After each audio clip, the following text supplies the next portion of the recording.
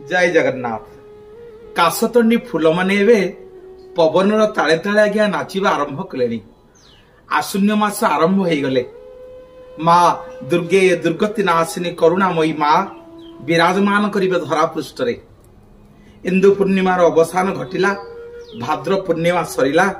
आशून्य मास आरंभ होला। एई प्रतिपदा ठारू आपण मानकर अमावास्या पर्यंत एई पक्ष को कहा जाए पितृपक्ष बोली। पितृपक्ष अर्थात कौन ये पितृपक्षर महात्म्य आमे कौन पे ये पितृपक्ष को समस्ते पालन करछे। घरे प्रतिटी पुओ झियो माने कौन पे ये पवित्र पितृपक्षरे तांको पितृपुरुष माननको श्राद्ध दियंती। ए पितृपक्षरे आमे माने जदि तीर्थ स्थान रे जेभली आम श्रीक्षेत्र पंच तीर्थ महोदधी हो, नरेंद्र पुष्करिणी हो, इंद्रदुम्न हो, आपणकर 22 पावछ हो, एबे 22 पावछ रे तो पिंडदान करा जाउ नहीं। जगन्नाथ महाप्रभुंकर उत्तर द्वार पटे पिंडदान करा जाउची।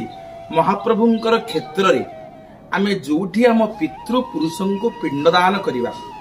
ए पक्ष महालया श्राद्ध पर्यंत प्रतिटी ओडिया घरे आमर ये गोटे बड़ पर्व एवं निष्ठार सहित साधनार सहित आमे माने ये पितृ पक्ष को पालन करुचे।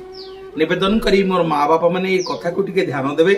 प्रतिटी ओडियार ये कथा, प्रतिटी घरर आम मानकर कथा, प्रतिटी पुओ बोहू मानकर ये कथा, ये जो पितृपुरुष आम माने पिंड दबा सब तीर्थ स्थान को जाइकी कौन आम मान को लाभ मिलिबो, ये पिंड किए पाइबे, आमे काहाकू आमंत्रण करिबा। आम प्रत्येक घरे आज्ञा ईशान अछंती। आपण माने ये भाद्र मास पूर्णिमा गला। ये भाद्र मास पूर्णिमा ठारू ये अंधार पक्ष आरंभ होला। टिके नहीं जीबे आपण मानकू बड़ बड़िया टेका टिकी। जेते बेले आमे दीपावली बेलू को बड़ बड़िया टेकुचे काउरिया काठी रे कोन समस्ते कहूचे ना बड़ बड़िया हे अंधारे आस आलुए जा 22 पहाचे गड़ गड़ उठा। ए अंधार पक्ष अर्थात कृष्ण पक्ष भाद्रव मास सरीब। आशून्य मास आरंभरू महालया मौला अमावास्या पर्यंत ए 15 दिन के आगे अंधार पक्ष कहते। आमे तो घरे एमती श्राद्ध दौचे। धर मोर बापा मां कि मो बापा माँ वर्तमान अछंती, सीए तांको बापा मां श्राद्ध देवे। जो दिन बापा माँ तांकर मृत्युवरण करिथिबे आमे घरे ब्राह्मण को डाकी आमे जेमिति मंत्र पाठ करी जेमिति पिंडदान करिया कथा श्राद्ध दौचे। किंतु ये जो पितृ